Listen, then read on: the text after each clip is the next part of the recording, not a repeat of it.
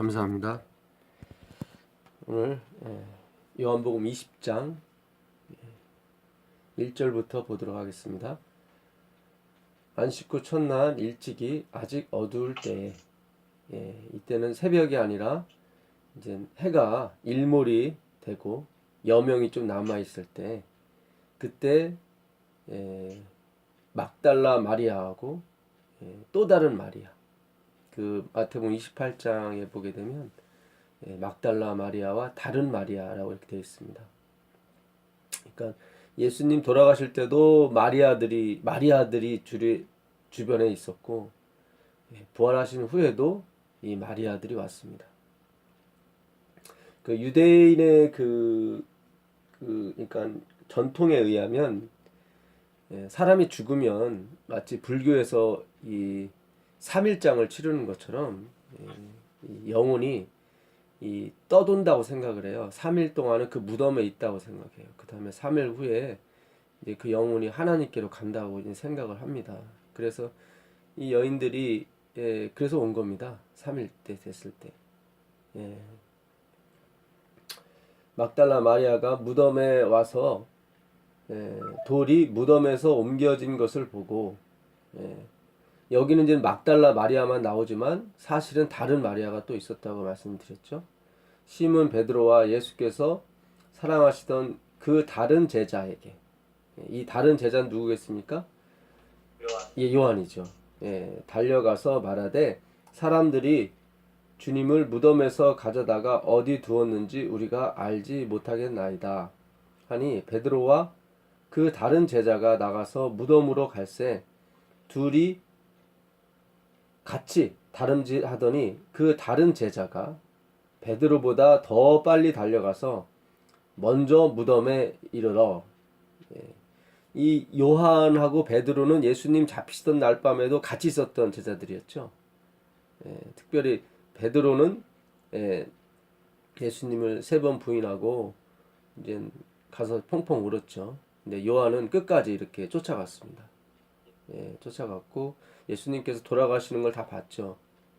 그리고 예수님께서 그 어머니 그 마리아를 잘 부탁한다고 그런 말씀도 하셨습니다.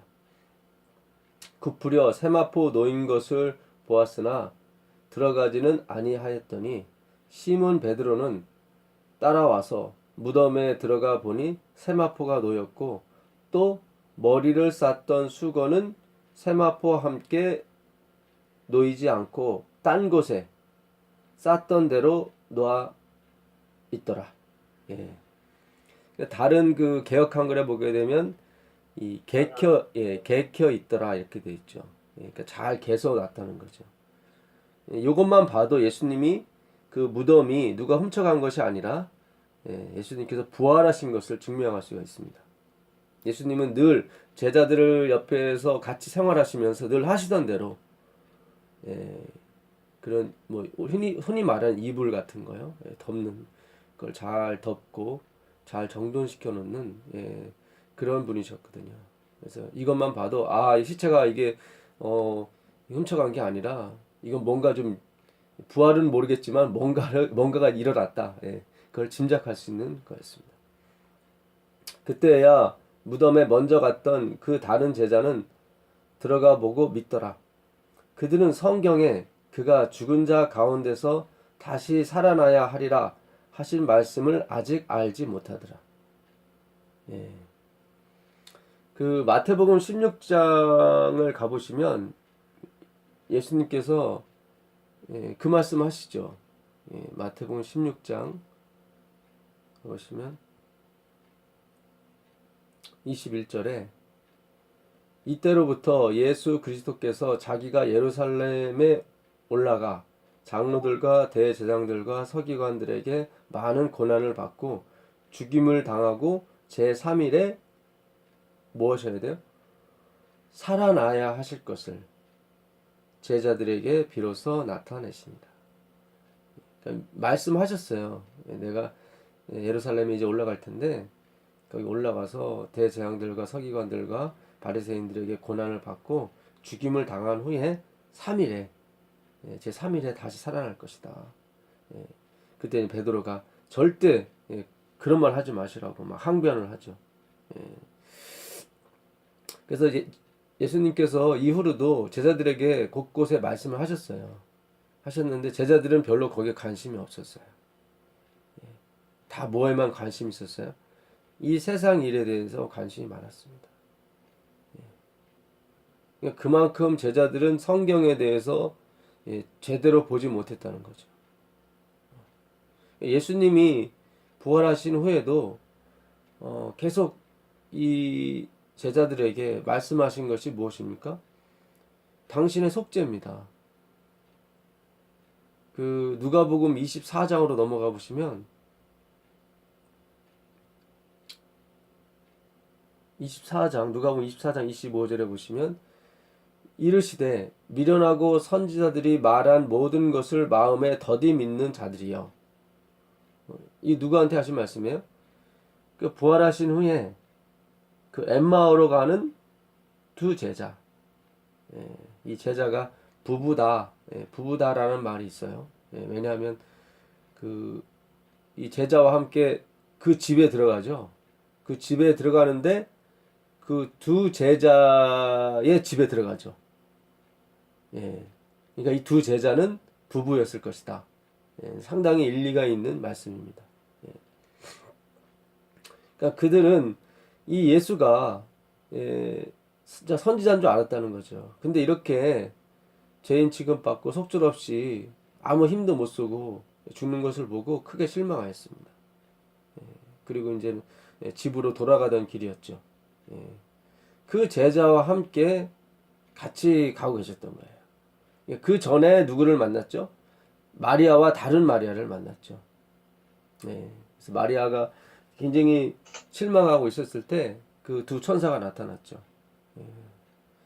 그때 두 천사가 하는 말이 왜 살아계신 자를 죽은 자 가운데서 찾느냐 그러죠. 이게 5절에 있는 말씀입니다. 왜 살아계신 자를 산 자를 죽은 자 가운데서 찾느냐. 참 이게 의미 있는 말이에요. 이 5절에 있는 말씀이. 산 자를 왜 죽은 자 가운데서 찾느냐. 우리는 그 하나님을 어떻게 찾기 쉬우냐면 이 기복적으로 찾기 쉬워요. 그러니까 율법주의적으로. 내가 뭘 바치면 하나님이 더 많이 주시는 거죠. 뭐 엄청 주시고 뭘 지키면 또 엄청 지켜주시고 항상 그 원인이 나가 되죠. 나는 죽은 자거든요, 사실. 내가 아무것도 할 수 없는데 항상 우리는 이 산 자를 우린 그렇게 해야 그 큰 복을 받아야 하나님이 살아계시는구나 이렇게 알게 되죠, 늘. 그게 뭐 처음에는 그렇게 될 수 있어요. 그러나 이게 계속 그렇게 가서는 안 되거든요. 욥의 신앙이 그 다음 단계로 넘어가야 되는데 계속 다음 단계로 넘어가지 못하고 계속 기복적인 대로 흘렀단 말이죠. 하나님께서 그에게 가르쳐 주셨죠. 너가 불쌍한 사람을 도와주고 너가 정말 정의롭게 살고 너가 그 달빛을 보거나 해를 봐서 입 맞추지 않고 했던 그런 모든 것들은 하나님이 너한테 그런 마음을 주셨기 때문에 너가 그렇게 할 수 있었던 것이다. 새로운 차원의 새로운 신앙으로 돌입을 하게 되죠. 그게 은혜의 신앙입니다. 긍휼의 신앙이고 자비의 신앙이죠. 거길로 넘어가야 되는데 우리가 계속 어떻게 해요? 내가 뭘 하면 뭘 이렇게 주시고 항상 그런 거기에 기초적인 너무 그 처음에 시작하는 그 기복적이고 율법주의적인 그런 사고 방식에서 우리가 벗어나질 못했던 것입니다. 그래서 우리는 이 산자를 죽은 자 가운데서 찾으면 안 되는 것입니다. 이르시되 미련하고 선지자들이 말한 모든 것을 마음에 더디 믿는 자들이요 그리스도가 이런 고난을 받고 자기의 영광에 들어가야 할 것이 아니냐 하시고 이에 모세와 모든 선지자의 글로 시작하여 모세와 모든 선지자의 글이 무엇입니까? 성경이죠. 구약 성경을 다 펴주신 거죠. 모든 성경에 쓴 바 자기에 관한 것을 자세히 설명하시니라. 계속 그들은 초점이 자기였단 말이죠. 이 세상이었고. 가기는 어딜 가신다고 하신 말씀입니까? 여기서 유토피아를 만드시고 여기서 지상천국을 만드시고 로마를 무찔러셔서 왕위에 오르셔야지. 자꾸 죽는다는 얘기 하지 마시라고. 계속 이 땅에서의 어떤 정의, 이 땅에서의 말씀, 이 땅에서의 관한 것만을 그들이 생각하고 있었어요. 왜냐면 믿음이 오기 전에는 그들은 율법 안에 갇혀 있어야 되거든요. 그 44절 보세요. 44절 보시면 또 이르시되 내가 너희와 함께 있을 때 너희에게 말한 바 곧 모세의 율법과 선지자의 글과 시편에 나를 가리켜 이렇게 예수님께서 두세 증인으로 말씀하시죠. 요한복음 8장 17절인가요? 거기 보게 되면 증인이 둘이 아니고서는 참이라 말할 수 없다고 그랬거든요. 그러니까 두 사람 이상의 증인이 있어야 재판을 할 수가 있습니다. 판단할 수 있습니다. 아까도 지금 말씀하신 거 보면은 모세의 글과 선지자의 글이라고 나와 있었죠. 여기도 마찬가지예요. 모세의 율법과 선지자의 글과 심판, 시편. 이게 세 개의 그 증인, 증거들을 말씀하시는 거죠. 그래야 그게 참되다 말할 수 있거든요. 나를 가리켜 기록된 모든 것이 이루어져야 하리라 하는 말이 이것이라 하시고 이에 그들의 마음을 열어 성경을 깨닫게 하시고 또 이르시되 이같이 그리스도가 고난을 받고 제3일에 죽은 자 가운데서 살아날 것과 또 그의 이름으로 죄사함을 받게 하는 회개가 예루살렘에서 시작하여 모든 족속에게 전파될 것이 기록되었느니라. 예. 너희는 이 모든 일에 뭐예요? 증인이라. 예, 증인이라. 우리가 진짜 여호와의 증인들입니다. 예, 우리가 증인들. 그러시면서 예수님께서 성령을 받으라고 말씀하시죠. 예. 그 성령은 말씀을 의미한다고 전에 말씀드렸습니다. 예. 예수님께서 40일 동안 살아 계시면서 백성들에게 또 제자들에게 가르친 말씀이 다 이 말씀이에요. 계속. 아까 엠마오로 가는 두 제자, 예수님이 처음 부활하신 그날이죠. 그때가 정말 새벽일 거예요. 예. 그때 예수님께서 그 엠마오로 가는 두 제자에게 나타나서 말씀하셨어요. 미련하고 하나님의 말씀을 더디 믿는 자요. 왜 성경 말씀을 자기에게만 적용하고 그리스도께 적용하는데 왜 실패하냐 자꾸. 우리에게 적용하는 건 뭐예요? 파라볼레예요. 거짓된 것을 가지고 진짜를 설명하기 위해서 우리에게 적용시키는 것뿐이고 실제적인 적용은 그리스도께 적용이 돼야 돼요. 여기서도 똑같이 이제 부활하기 직전에 말씀하시는 거예요. 너희가 나의 증인이다. 모세의 글과 선지자의 글과 시편의 모든 것이 나를 가리켜 내가 고난을 받고 제3일에 죽은 자 가운데서 살아나야 하고 그의 이름으로 시작하여 죄사함을 받게 하는 회개가 예루살렘에서부터 시작해서 모든 족속에게 전파될 것이 알겠느냐. 이제 돌이키는 거예요. 우리에게 초점이 맞춰졌던 것이 다 누구에게로요? 그리스도에게로, 예수에게로. 이걸 회개라고 그래요. 이걸 돌이킨다고 그래요. 이 메타노이아라는 단어가 생각을 바꾸는 거예요. 생각. 계속 우리한테 우리의 헌신, 그게 처음엔 맞아요. 근데 이제는 좀 더 업그레이드된 대로 가야 돼요. 욥의 신앙이 처음에는 자기 자신이었단 말이죠. 그러나 이 자기 자신에게서 누구에게로? 그리스도에게로. 욥의 신앙이 어땠습니까? 나를 털어보십시오. 나를 한번 테스트해 보십시오. 나를 한번 바탄, 나를 한번 테스트해 보시오. 나를 털어보시라고. 내가 뭔지 하나 나올 수 있는 사람인가? 내가 점금 같은 사람이라고. 근데 나를 왜 괴롭히냐고. 그 신앙에서 누가요? 그 점금 되시는 분이 바로 하나님 당신 자신이심을 가리키는 것이 이게 예수 그리스도의 십자가인 것입니다. 우리가 그리스도의 십자가에 가야 돌이켜지게 돼요. 우리에게 맞췄던 초점이 그리스도에게 하나님께로 맞춰지게 되고 우리가 회개하게 되는 것입니다. 그 학개서 구약 성경 학개서 2장으로 가보시면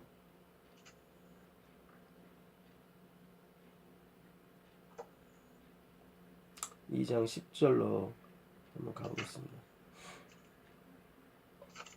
아, 죄송합니다. 1장. 예, 1장 밖에서 1장 10절입니다. 그러므로 너희로 말미암아 하늘은 이슬을 그쳤고 땅은 산물을 그쳤으며 내가 이 땅과 산과 곡물과 새 포도주와 기름과 땅의 모든 소산과 사람과 가축과 손으로 수고하는 모든 일에 뭐를 들게 하셨습니까? 한재를. 예, 한재를 들게 하였느니라. 이 한재라고 하는 것은 이 감으로서 아무런 결실도 못 맺게 했다. 그런 뜻입니다. 재앙이죠. 그러니까 모든 소산과 사람과 가축과 손으로 수고하는 모든 일에 재앙이 내린 거예요. 아무리 열심히 일해도 밑 빠지는 게 물벗기가 되는 거죠. 좋은 씨를 심었는데 가시덤불과 엉겅퀴가 나오는 거죠. 왜 이런 일이 일어났다고 그래요? 성전을 지켜받았고 일찍을만. 예, 성전을 지지 않았다는 거예요. 지금 8절에 보시면 너희는 산에 올라가서 나무를 가져다가 뭐를 지으라? 성전을 건축하라. 그리하면 내가 그것으로 말미암아 기뻐하고 또 영광을 얻으리라. 여호와가 말하였느니라. 너희가 많은 것을 받았으나 도리어 적었고 너희가 그것을 집으로 가져갔으나 내가 불어 버렸느니라. 만군의 여호와가 말하노라. 이것이 무슨 까닭이냐? 내 집은 황폐였으되 너희는 각각 자기의 집을 짓기 위하여 빨랐습니다. 왜 너희가 하는 모든 일에 소득이 적고 그 얻은 소득도 집으로 갖고 갔는데 또 없어지고 왜 이런 줄 아느냐? 성전을 짓지 않고 너네 집부터 짓고 너네 집 아주 잘 지어놓고 내 집은 황폐했다. 그래서 그런 거다.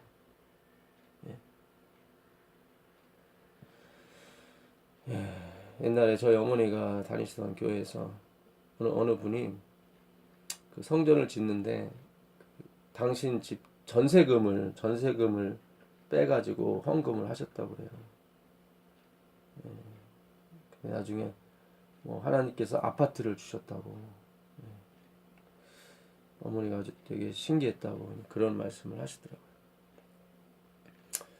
그래서 사실은 한국 교회가 특히 한국 사람들은 이 종교성이 강합니다. 그래서 어딜 가든지 먼저 하나님의 전을 세우고 제 자신의 진짜 모든 걸 팔지 않을지라도 정말 다른 그 무엇보다도 헌신하고 충성해서 이 하나님의 성전을 짓는데 많이 투자를 하죠. 그리고 하나님의 복을 사실상 많이 받습니다. 그것이 구원과는 관계는 없어요. 그러나 이 땅에서 하나님께서 축복을 주시는 것만큼은 사실입니다. 저도 옛날에 그 500만 원을 이 건축 헌금한 적이 있었는데 그때 할부로 했죠. 한 달에 얼마씩 하기로. 그때 차를 바꾸려고 했었는데 차를 안 바꾸고 현금을 했습니다. 근데 그 해에 제 통장에 5억 원이 이렇게 물론 다 번 건 아니지만 이렇게 찍혀 있었어요. 그러니까 사업을 하면서 그 해를 다 정산해 보니까 5억 원이 들어왔어요. 100배가 들어온 거죠, 사실은. 그러다 보니까 우리가 참 한국 사람들이 똑똑해요. 사리 분별을 잘 하죠. 그래서 헌금에 참 굉장히 열심히 합니다. 저도 뭐 진짜 열심히 했습니다. 자, 근데 이게 이제 스룹바벨하고 여호수아에게 하나님께서 하신 말씀인데 그 당시 BC 이제 520년경입니다. 539년에 고레스 왕이 다 너희들 가라. 본국으로 돌아가서 하나님의 성전을 지으라. 예루살렘을 회복하라. 이렇게 해서 그들이 갔습니다. 갔는데 이 성전 짓는 게 지지부진했죠. 도와주는 사람도 없고 그 당시 거기에 또 눌러 앉았던 그 섞인 무리들, 이스라엘과 아수르와 섞인 무리들, 그 사마리아 사람들이 또 방해하고 막 그랬습니다. 예, 그래서 많이 힘들었죠. 그런데도 불구하고 그들이 이 성전을 지키보다는 뭐에 앞섰어요? 자기 집, 자기 재산을 늘리는데 아주 앞장섰습니다. 예. 그래서 이제 학계가 이제는 이런 말씀을 하는 건데, 그 6절을 한 번 더 보세요. 6절을 더 보시면, 너희가 많이 뿌릴지라도 수확이 적으며 먹을지라도 배부르지 못하며 마실지라도 흡족하지 못하며 입어도 따뜻하지 못하며 일꾼이 삭슬 받아도 그것을 구멍 뚫어진 전대에 넣음이 되느니라. 만군의 여호와가 말하노니 너희는 자기의 행위를 살필지니라. 그러니까 이게 그렇잖아요. 이가 겁이 많잖아요. 사람은 사실은 하나님을 찾는 사람들은 겁이 많습니다. 사실. 근데 이런 말씀 들으면 진짜 무서워요. 하나님을 사랑해서 이렇게 막 헌금하고 그래야 되는데 그러질 못해요. 너희가 많이 뿌릴지라도 수확이 적으며 먹을지라도 배부르지 못하고 마실지라도 흡족하지 못하며 입어도 따뜻하지 못하고 일꾼이 삭슬 받아도 그것을 구멍 뚫어진 전대에 넣음이 같지 않느냐. 그러니까 뭘 해도 내가 널 도와주지 않을 것이다. 그런다 보니까 이거는 이제 문자적으로 이렇게 해석을 하다 보니까 한국만큼 진짜 교회를 삐까번쩍하게 짓는 나라가 별로 없어요. 제가 전에 저기 금남교회를 한번 가봤었는데 신학교 다닐 때 실습 때문에 대단하더라고요. 세종문화회관에서 예배드리는 것 같더라고요. 대리석을 비롯해서 하여튼 엘리베이터 대단했습니다. 그 헌금 시간에 그 헌금함을 돌리시는 분들이 앞에 막 수십 명씩 나와가지고 현금함을 돌리는 모습들이 일사천리로 그냥 공장에서 빼빼 이렇게 탁 나오는 것처럼. 그리고 그 목사님이 앉는 옆에는 인터폰과 전화가 딱 있고 다 설교 끝나고 나서도 누구하고 통화도 하면서 이렇게 막 하기 전에도 그러고 하여튼 좀 신기했습니다. 그 외에도 이 한국에는 세계에서 10번째 안에 드는 교회가 5개나 있습니다. 대단하죠. 어마어마한 헌신들을 합니다. 사실 하나님의 성전을 짓는데. 이 스룹바벨 성전이라고 하는데요. 이거는 그전 성전보다 아주 못했습니다. 그래서 이 성전을 결국 다 짓고 나서 많은 사람들이 참 울며 통곡합니다. 왜냐하면 솔로몬 성전보다 너무 못했거든요. 그러나 이전 영광보다 훨씬 나을 것이라고 주님께서 말씀하셨거든요. 그 4절에 보시면 이 성전이 황폐할건을 너희가 이때에 판벽한 집에 그러니까 벽이 이렇게 있는 집이죠. 집에 거주하는 것이 옳으냐. 그러므로 이제 만군의 여호와가 이같이 말하노니 너희는 너희의 행위를 살필지니라. 그러니까 계속 우리가 이 눈에 보이는 성전에 하나님께서 계속 초점을 맞추는 것처럼 얘기했단 말이죠. 근데 사실상 이 스룹바벨 성전이 어떻게 됩니까? 나중에 또 이렇게 무너져요. 예수님께서 사역하시면서 뭐라고 그러세요? 이 성전을 헐라. 내가 사흘 만에 다시 일으키겠느니라. 그랬더니 요한복음 2장 20절에 뭐라고 되어 있습니까? 사람들이? 성전을 사흘 만에. 우리가 이 성전을 몇 년 동안 지었다고 그래요? 예, 46년간의 지역권을 너가 어떻게 해서 이걸 사흘 만에 일으키겠느냐. 성전 모독하지, 성령, 그러니까 하나님 모독하지 말라. 예. 그것 때문에 나중에 이제는 그것이 빌미가 돼서 예수님이 십자가에 돌아가시는 그런 게 되죠. 그러니까 우리가 이 구절을, 이 학개서 1장의 구절을 눈에 보이는 성전으로 우리가 이걸 해버리게 되면은 이게 말이 안 맞아요. 이 전쟁이 일어나도 이 성전은 남아있어야 되는 거죠. 그 성전이 결국 AD 70년에, 예, 물론, 예, 그 헤롯이 이 스룹바벨 성전을 뭐 리모델링 했다고 얘기는 해요. 어쨌든 다 부셨어요. 부시고 다시 쌓았단 말이죠. 몇 년 동안요? 46년 동안. 그러나 AD 70년에 어떻게 됐습니까? 로마 군인들에 의해서 이 성전이 돌에 돌아 남지 않고 다 무너졌거든. 그 서쪽에 있는 벽만 하나 남았죠. 그걸 무슨 벽이라고 그래요? 통곡의 예, 통곡의 벽이라고 그래요. 지금도 이 무슬림들이나 그 이스라엘 백성들은 어느 절기만 되면 이 통곡의 벽 앞에서 통곡합니다. 뭐 해달라고요? 성전을 다시 지어달라고. 다시. 과연 하나님이 원하시는 것이 그 성전일까요? 정말.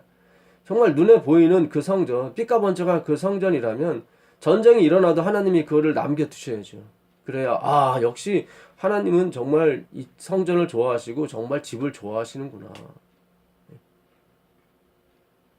그렇게 생각이 돼야 되는데 그렇지 않아요. 하필이면 또 이 성전은 또 안식일에 무너졌어요. 안식일에. 그들이 유월절을 지키기 위해서 AD 70년에 다 모여들었거든요. 유월절 안식일을 지키기 위해서.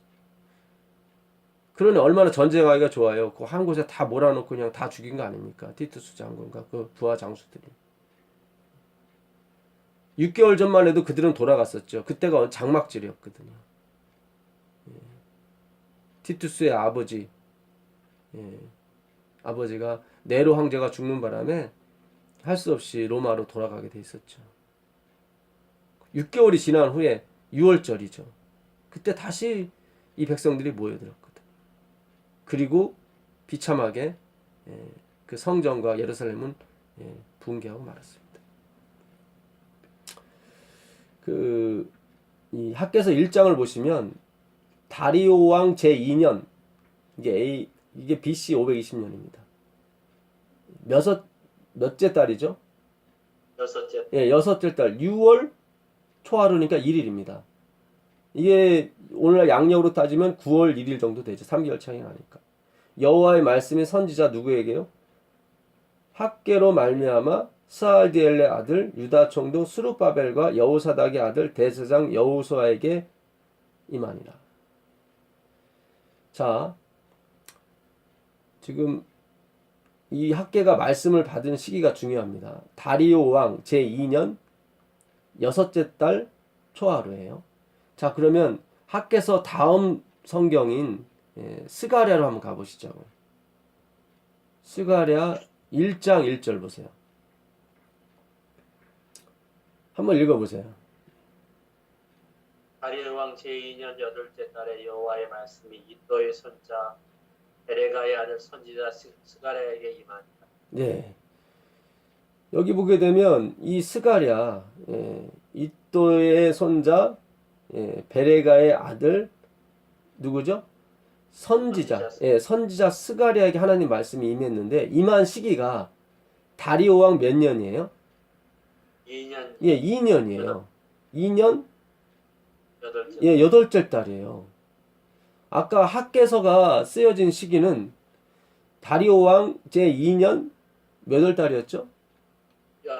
여섯째 달 6월 1일이었단 말이죠. 그럼 몇 개월 차이 나는 거예요? 2개월 차이 나는 거예요. 그러니까 아까 그 학개서하고 이 스가랴에서는 결국 동일한 말씀을 하고 있는 거죠. 왜냐면 하나님은 한 입으로 두 말 하지 않으시거든요. 그렇죠? 그러니까 학개서가 그 여호와의 성전에서 대해서 얘기했다면 스가랴에서도 마찬가지일 거라고요. 그걸 설명해 주는 거죠. 오해가 없도록. 학개서가 오해하지 않을 수 있도록 스가랴를 통해서 2개월 후에 하나님이 설명해 주시는 거예요. 이게 같은 해 불과 2개월 차이로 쓰여진 글이니까요. 그 스가랴서 6장으로 한번 가보세요. 6장 12절 13절 한번 읽어보세요. 말하여 이르기를 만군의 여호와께서 이같이 말씀하시되 보라 짝이라 이름하는 사람이 자기 곳에서 돋아나서 여호와의 전을 건축하리라. 그가 여호와의 전을 건축하고 영광도 없고 그 자리에 앉아서 다스릴 것이요 또 제사장이 자기 자리에 있으리니 이는 둘 사이에 평안의 의논이 있으리라 하였다. 네. 이 평화의 의논에서 많이 들어보셨죠? 예. 엘렌 화이트 부인은 이 평화의 의논을 뭐라 그랬습니까? 아버지와 아드님이신 예수 그리스도께서 십자가에서 돌아가실 것을, 이 땅에 인간이 돼서 오실 것을 뭐 하신 거예요? 서로 합의하신 거예요. 그걸 평화의 의논이라고 그래요. 근데 이 12절에 보게 되면 여호와께서 이렇게 말씀하시되 보라, 뭐가 나온다는 거예요? 싹이라 이름하는 사람이 자기 곳에서 돋아나서 여호와의 뭐를요? 여호와의 전을 뭐하라? 건축할 것이다. 이게 지금 잘 보세요. 이게 학계서는 분명히 여호와의 성전을 왜 짓지 않느냐? 너희가 그걸 짓지 않고 너희 욕심이나 채우고 너희 집이나 먼저 짓고 그러니까 일이 안 풀리는 거다. 계속 하나님께서 그 여호와의 성전을 그렇게 놔두면 안 된다. 이렇게 말씀하셨다. 그렇게 말씀을 해서 모든 초점이 지금 어디가 있는 거예요? 여호와의 성전에 가 있는 거예요. 그걸 져야만 복을 얻고 그걸 져야만 자기가 쌓은 그 부가 계속 유지가 되니까. 그런데 스가랴에서 하나님께서 말씀하시는 것을 잘 보시면 만군의 여호와께서 이같이 말씀하시되 보라 싹이라 이름하는 사람이, 이 싹은 뭡니까? 자, 그 이사야서 11장 1절 보세요. 이사야서 11장 1절 한번 읽어보세요. 이사야서 11장 1절.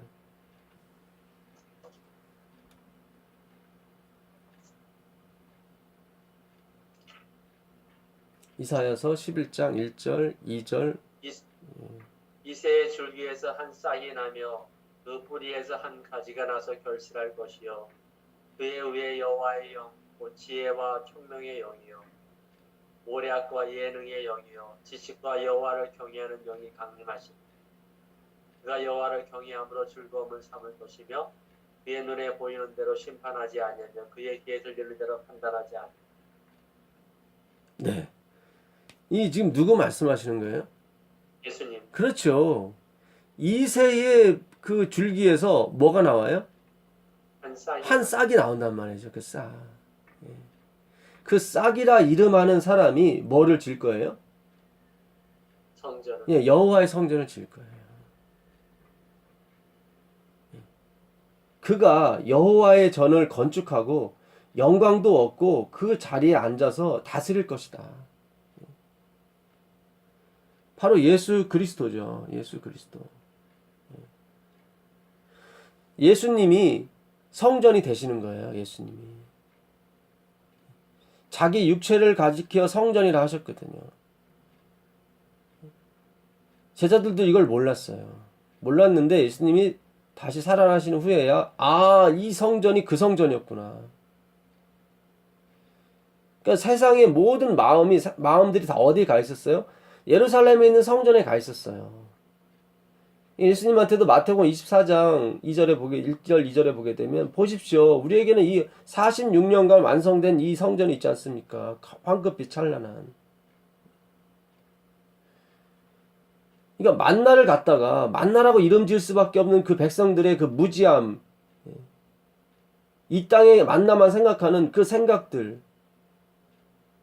그렇게만 먹으면 죽는다 너희들. 광야에서 그 만나 이게 뭐야? 그냥 그렇게만 생각하고 먹는 사람들은 다 죽었다. 그러니까 오늘날 하나님께서 성전을 지으라고 할 때 과연 그 성전이 뭘 의미하는지 우리가 깊이 생각해 봐야 된단 말이죠. 내가 이 성전을 짓는데 몇 프로를 할당했기 때문에 나는 뭐 축복도 받고 구원도 받을 거야. 그 착각이에요. 그거 아니라니까요. 여러분 스가랴서를 한번 자세히 읽어보세요. 8개의 환상이 나오는데 스가랴 3장 유명한 있잖아요. 대제사장 여호수아의 뭐를 베껴라? 예, 누더기 된 옷을 베껴라. 그 옷을 베껴라. 그때 사단이 막 뭐라 그러잖아요. 하나님께서 뭐라 그래요? 여호와께서 너를 뭐 하신다? 책망하신다. 책망하신다. 여기 불에서 그을린 이 나무 아니냐? 우리가 이 죄에서 그을린 우리 자신들 아닙니까? 그걸 하나님께서 회복시키러 오시는 거예요. 그 다음에 스가랴 4장에서는 두 감람나무와 두 뭐가 나와요? 촛대가 나온단 말이죠. 이게 뭡니까? 하고 스가랴가 계속 물어봐요. 그 두 감람나무는 뭡니까? 예, 성경에 구약과 신약을 말한다고 화이픈이 그러고 있습니다. 그게 요한계시록 11장에 나오는 두 감람나무와 두 촛대입니다. 요한계시록에서 말하죠. 그 이 성경을 이 두 감람나무와 이 두 촛대를 뭐예요? 망하게 하는 사람, 전하지 못하게 하는 사람은 어떨 것이다? 내가 반드시 죽일 것이다. 건물만 있으면 뭐합니까? 삐까번쩍한 양탄자하고 의자만 있으면 뭐합니까? 하나님의 말씀이 전파되지 못하면, 하나님의 은혜의 기별이 전파되지 못하면 그것은 뭐예요? 그거는 의미가 없는 거예요. 그거는 그냥 거기만 다니면 구원 받는다고 생각하는 그런 착각 속, 그건 만나예요. 이게 먹고 그거예요.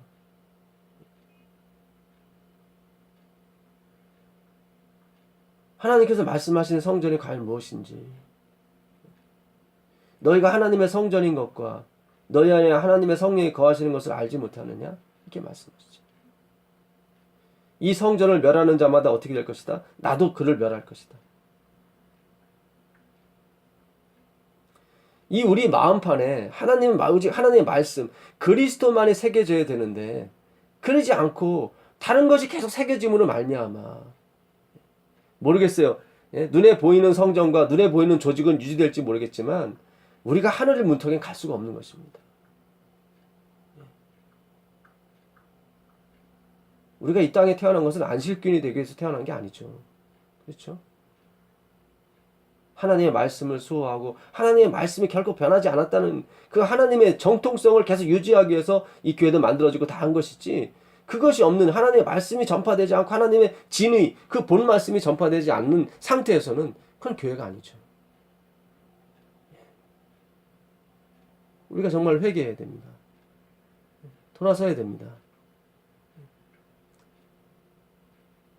눈에 보이는 것을 섬기고 눈에 보이는 사람을 추앙하고 눈에 보이는 사람을 칭찬하고 박수치는 것에 대해서 우리가 가슴 깊이 통곡해야 돼요. 왜요? 우리는 그렇게 할 수밖에 없는 존재거든요. 그렇게 해야 내가 구원을 얻은 것처럼 생각하고 착각하는 속에서 우리는 희망을 갖고 살거든요.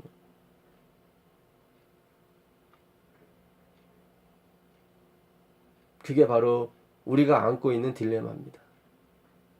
오라 나는 공고한 사람이로다. 이 사망의 몸에서 누가 나를 건져내리.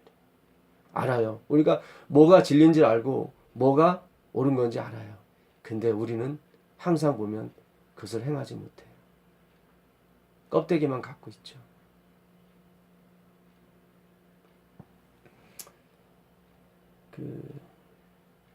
스가랴 12장을 가보시면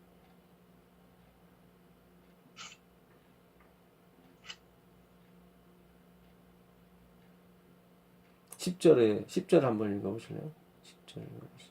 내가 다윗의 집과 예루살렘 주민에게 은총과 간구하는 심령을 부어주리니 그들이 그 지른 바 그를 하라.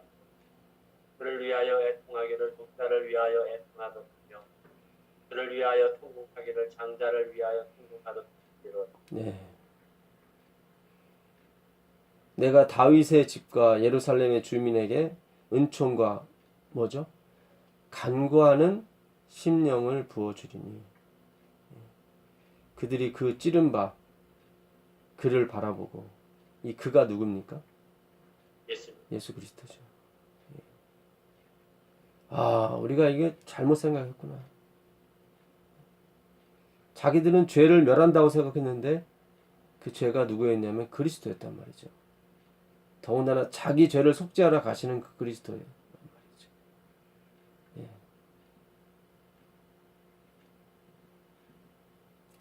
그를 위하여 애통하기를 독자를 위하여 애통하듯 하며, 그를 위하여 통곡하기를 장자를 위하여 통곡하듯 하리로다. 예. 오늘 우리가 정말 무엇이 신앙의 본질이고 무엇이 하나님께서 우리에게 하고 싶은 말씀인지를 알게 되길 바랍니다. 정말 그 하나님의 말씀이 신묘막측합니다. 이게 진짜 어디까지 우리를 인도할 것이며 우리를 어디까지 개혁시키고 어디까지 회복시킬지 진짜 기대가 되고 궁금합니다. 우리 요한복음 20장 조금 더 보도록 하겠습니다. 10장 11절부터 보겠습니다.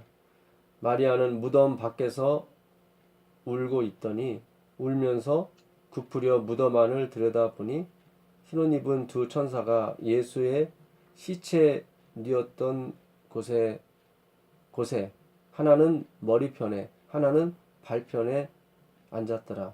천사들이 이르되 여자여 어찌하여 우느냐? 이르되 사람들이 내 주님을 옮겨다가 어디 두었는지 내가 알지 못함이니이다. 이 말을 하고 뒤로 돌이켜 예수께서 서 계신 것을 보았으나 예수이신 줄은 알지 못하더라. 예수께서 이르시되 여자여 어찌하여 울며 누구를 찾느냐 하시니 마리아는 그가 동산직인 줄 알고 이르되 주여 당신이 옮겼거든 어디 두었는지 내게 이르소서. 그리하면 내가 가져가리이다. 예수께서 마리아야 하시거늘 마리아가 돌이켜 히브리 말로 랍비여 이는 선생님이라는 말이라. 예수께서 이르시되 나를 붙들지 말라. 내가 아직 아버지께로 올라가지 아니하였노라. 너는 내 형제들에게 가서 이르되 내가 내 아버지 곧 너희 아버지 내 하나님 곧 너희 하나님께로 올라간다 하라 하시니. 예수님께서 왜 아버지를 뵈러 갔습니까? 정말 그 그 평화의 의논대로 이제 약속을 지키십시오. 내가 주님께서 하라 하신 대로 십자가에서 다 갚았습니다. 이제 나를 믿고 따라오는 사람을 어떻게 해달라고요? 다 하나님의 영광 속으로 들어오게 해달라고 단판지러 가신 겁니다. 그때 하나님 아버지께서 그래 이제 내가 너의 충성과 너의 그 희생을 봤다. 이제 너를 믿고 쫓아오는 모든 자를 내가 받을 것이며 그를 이 예루살렘 성 안에 들어오게 할 것이다. 그 약속을 받고 예수님께서 내려오신 것입니다. 다시. 막달라 마리아가 가서 제자들에게 내가 주를 보았다 하고 또 주께서 자기에게 이렇게 말씀하셨다 이르니라. 이날 곧 안식 후 첫날 저녁 때 이게 진짜 안식 후 첫날 저녁이죠. 이제 해가 지고 이 세더레이 토요일 밤이었던 것입니다. 제자들이 유대인들을 두려워하여 모인 곳에 문들을 닫았더니 예수께서 오사 가운데 서서 이르시되 너희에게 평강이 있을지어다. 이 평강이 헬라어로 무엇인지 아시죠? 샬롬. 샬롬입니다. 샬롬. 솔로몬도 샬롬이에요. 솔로몬. 그러니까 이 샬롬은 평강인데 그 어원이 뭐냐면 하나님께서 이루신 언약입니다. 그러니까 예루살롬이에요. 예루살렘이 그러니까 예루는 영어로 dwell 거주하는 거예요. 샬롬이. 그러니까 하나님께서 이루신 약속을 받은 사람들이 거주하는 곳이 예루살렘 성입니다. 하나님께서 성취하신 약속을 받은 사람들이 거주하는 곳이 어디예요? 새 예루살렘 성. 그것이 하나님의 교회입니다. 그것이 하나님의 성전입니다. 하나님께서 약속하신 그것이 있습니다. 약속하신 언약이 있죠. 그걸 어디에서 이루셨어요? 십자가에서 이루셨죠. 십자가가 있는 곳이 어디예요? 성전이고. 그것이 베델입니다. 베델. 그것이 뭐예요? 사닥다리입니다. 사닥다리. 내가 오늘 하나님을 보았다 라고 고백한 그 야곱 사기꾼이 돌베개를 베고 잤던 그 루스 험한 곳, 그곳에 사닥다리가 나왔는데 땅에 닿았고 하늘에 닿았다고 그랬거든요. 인자가 그 위에서 말씀하시되 오라 오라, 돈 없는 자도 값없이 와서 물을 사고 젖을 사라고 말씀하십니다. 이 말씀을 하시고 손과 옆구리를 보이시니 제자들이 주를 보고 기뻐하더라. 예수께서 또 이르시되 너희에게 평강이 있을지어다. 이제 약속이 이루어졌다, 그 말씀입니다. 아버지께서 나를 보내신 것 같이 나도 너희를 보내노라. 우리에게는 누가 있습니까? 예수님이. 왜요? 그분이 우리를 보냈기 때문에. 그분이 우리 아버지가 되십니다. 하나님께서 예수님을 보내셨어요. 예수님은 하나님이 아버지가 되셨고 우리는 예수님이 우리를 보낸 것입니다. 그래서 우리가 예수님을 아버지라 불러도 상관이 없는 것입니다. 이 말씀을 하시고 그들을 향하여 숨을 내쉬며 이르시되 뭘 받으라? 성령을 받으라. 너희가 누구의 죄든지 사하면 사해질 것이요 누구의 죄든지 그대로 두면 그대로 있으리라 하시니라. 마태복음 16장 그 18절에 보시면 19절이죠. 내가 너희에게 너는 베드로라. 이 반석 위에 내 집을 지을 것인데 음부의 권세가 이길 것이다, 못 이길 것이다? 이기지 못할 것이다. 이는 천국 열쇠를 내가 갖고 있기 때문이다. 내가 천국 열쇠를 내게 주르니 내가 땅에서 풀면 어디에서 풀려요? 하늘에서 풀릴 것이고 땅에서 매면 하늘에서 맬 것이다. 그 천국 열쇠가 뭡니까? 말씀이에요. 하이프이는 분명히 얘기했어요. 그 베드로에게 말씀하신 천국 열쇠는 하나님의 말씀이었다. 성령을 받으러 하실 때 그 성령이 뭐예요? 하나님의 말씀을 의미하는 거죠. 그 말씀이 임할 때까지는 어디를 떠나지 말라고 그랬어요? 예루살렘을 떠나지 말라. 여러분 열심히 하나님 말씀 공부하십시오. 분명히 크게 외칠 때가 올 것입니다. 네가 누구 죄든지 사하면 사해질 것이고 누구의 죄든지 그대로 두면 그대로 있으리라 하시니라. 이 놀라운 은혜가 하나님과 저와 함께 하시기를 간절히 바랍니다. 이 하나님의 말씀이 우리 함께 하심으로 말미암아 정말 하나님의 이 말씀의 진의 본질이 무엇이며 우리가 그 진의와 본질을 가슴에 새김으로 말미암아 하나님께서 원하시는 교회, 하나님께서 원하시는 성전이 되시기를 간절히 바라면서 오늘 말씀 마치겠습니다. 하늘에 계신 아버지 하나님 감사합니다. 고맙습니다. 너희가 이 성전을 헐라 내가 사흘 만에 다시 일으킬 것이다. 주님, 그 말씀하신 성전이 무엇이고 주께서 원하시는 것이 무엇인지 오늘 우리에게 말씀하셨습니다. 주님, 그렇습니다. 우리가 성전입니다. 주님, 우리 마음 안에 주의 말씀 새겨주십시오. 주의 말씀으로 성령 강림하여 주시고 말씀으로 임하여 주셔서 우리가 지붕 위에서 환한 빛 가운데서 외치고 말할 수 있도록 허락하여 주시옵소서. 주의 말씀을 사모하는 주의 제자된 종들에게 주께서 한량없는 은혜와 평강으로 임하시기를 간절히 원하오며 우리 주 예수 그리스도의 이름으로 기도드립니다. 아멘. 감사합니다. 수고하셨습니다. 감사합니다. 고맙습니다. 장로님. 집사님 고맙습니다. 감사합니다.